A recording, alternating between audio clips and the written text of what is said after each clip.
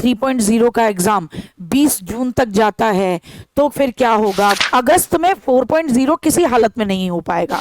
4.0 में सीटेट जो डालेंगे अप्लाई कर पाएंगे कौन? सीटेट जिन्होंने 7 जुलाई को दिया होगा वो अप्लाई कर पाएंगे।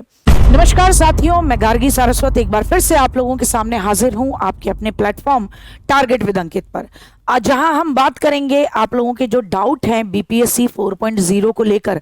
क्या आएगा, कब आएगा, अगर 3.0 का एग्जाम 20 जून तक जाता है तो फिर क्या होगा, क्या नहीं होगा, क्या ये जो अभी 7 जुलाई को जिनका सीटेट का एग्जाम होगा क्या उनका रिजल्ट तब तक आ चुका होगा, फिर उनको मौका मिलेगा या नहीं मिलेगा। तो ये आपके जो सारे प्रश्न हैं उनको मैं सॉल्व करती हूं और इसमें आपकी थोड़ी सी मदद हो जाएगी।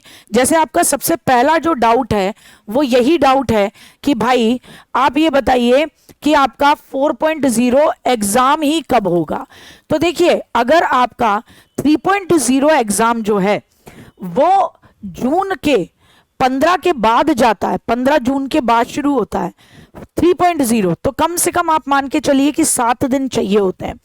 तो 7 दिन 15 जून के बाद 7 दिन आप वहां लगा लीजिए। तो ये अगस्त में 4.0 किसी हालत में नहीं हो पाएगा। अगर होगा भी तो अगस्त के बिल्कुल एंड में जाकर होगा या सितंबर की बिगिनिंग में होगा। जितना डिले 3.0 होगा उतना ही समय बीपीएससी को चाहिए होगा 4.0 को कंडक्ट कराने में। किसी भी एग्जाम की तैयारी करने में प्रॉपर तरीके से 1 महीने का समय आपको चाहिए होता है। 3.0 कंडक्ट कराएंगे, फिर इधर फॉर्म निकलेंगे, या फिर ये मानिए चलिए इधर 3.0 का आपका एडमिट कार्ड आ गया और एग्जाम की डेट आ गई, माना, और इसी बीच इन्होंने 4.0 के आपके क्या डाल दिए कि भाई ये इतनी वैकेंसी है और आप 4.0 के लिए अप्लाई कर सकते हैं। तो ऐसी सिचुएशन में भी ये जो 4.0 आपका जाएगा वो अगस्त एंड में जाएगा या आपके सितंबर की बिगिनिंग में जाएगा।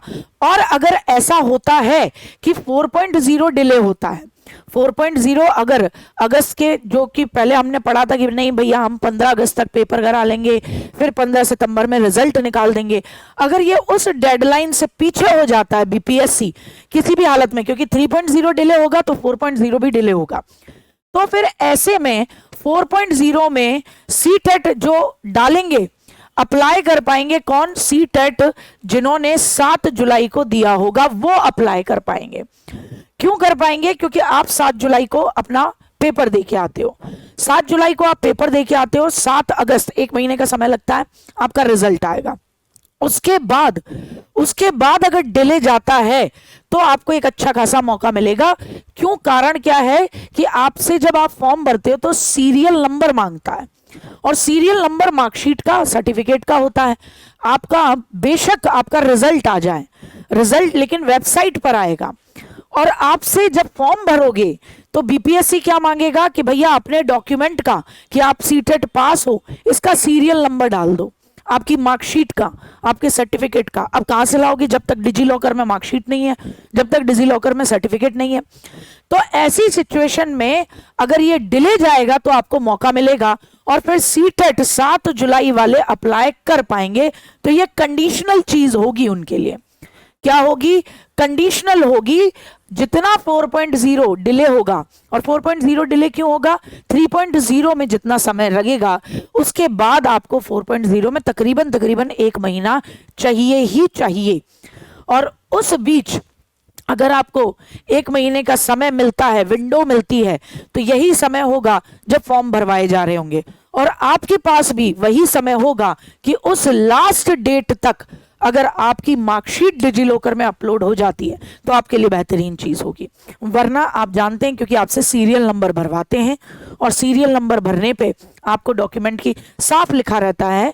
बीपीएससी पे अपना जो ये नोटिस निकालते हैं, नोटिफिकेशन, उसमें वो साफ लिखते हैं कि आपके डॉक्यूमेंट, क्या लिखते हैं कि आपके डॉक्यूमेंट फॉर्म सबमिशन की लास्ट डेट तक का होना चाहिए। सबमिशन की लास्ट डेट जिस दिन है, जैसे सपोज करो XYZ डेट है, तो उस XYZ जो लास्ट डेट है तब तक आपका जो सर्टिफिकेट होना चाहिए वो होना चाहिए आपके पास में, क्योंकि आपको उसको अपलोड करना पड़ता है। बाद वाले में ये मतलब मानते नहीं है। यही कारण है कि न तो अभी ये सीटेट अपीयरिंग वालों को लेते हैं और ना ही ये लेते हैं किनको जो बीएड के लास्ट ईयर में हो या बीटीसी के लास्ट ईयर में हो, ये भी नहीं चलता। इन्हें चाहिए कि अब हमारा डॉक्यूमेंट, आपका रिजल्ट जो है वो आ चुका हो, और न केवल रिजल्ट आया हो, ये भी नहीं कि आप ये सोचे कि रिजल्ट तो आ गया मैम, तो हम तो है ना वो वाली मार्कशीट लगा देंगे अपनी जो हमें उससे मिली है, वेबसाइट से मिली है, तो उससे आपका काम नहीं बनेगा। ये सीरियल नंबर मांगते हैं। तो सीरियल नंबर तभी हो सकता है जब आपके पास वो इन हैंड आपके पास आपका डॉक्यूमेंट मौजूद हो, क्योंकि ये इनको ये चाहिए कि हमें कुछ भी नहीं चाहिए, अब हमें तो चाहिए हमारे हाथ में सारी चीज़ें हो, ताकि हम पेपर वेरिफिकेशन करते समय हमें दिक्कत ना हो। और आप भी जानते हैं पेपर वेरिफिकेशन में कितने महान लोग हैं, इनके करे धरे को आपके 2.0 के कई बच्चे इन्हीं की वजह से निकल गए थे, क्योंकि पहले इन्होंने ये कह दिया कि लड़कियां आ जाएंगी अदर स्टेट की भी, और उनको हम अलाउ करेंगे 55% पे। अब वो इसी बात को लेके राड़े कर रहे हैं, और जिनकी ज्वाइनिंग हो गई है उनको निकाल रहे हैं कि नहीं नहीं नहीं नहीं 90 वाले गलत आ गए। अरे भाई, तुमने नोटिस निकाला, तुम्हारे को पता था, तुमने डॉक्यूमेंट वेरिफिकेशन किया, अब तुम बच्चों को निकाल रहे हो कि नहीं नहीं नहीं हम तो 90 वाले ही लेंगे। तो क्लियर होना चाहिए। तो आप क्लियर हो जाओ, क्योंकि वहां पे क्या है लिखा हुआ है इन्होंने, ठीक है। तो इस चीज को याद रखना, क्योंकि फिर बाद में बड़ा दुख होता है कि लग जाए जॉब, आपने मेहनत भी की और फिर ये कह दें नहीं जी आपके डॉक्यूमेंट का तो ये वाला मामला है। तो ये थोड़ा सा ध्यान रखिए अपने आप को, और भगवान से प्रार्थना कीजिए कि अगर आपको मौका चाहिए तो तब तक ये 4.0 डिले हो और डिजी लॉकर में आपका मार्कशीट हो। तो यही सूचना आपको देनी थी। जय हिंद, जय भारत। मैं गार्गी सारस्वत आपसे विदा लेती हूँ।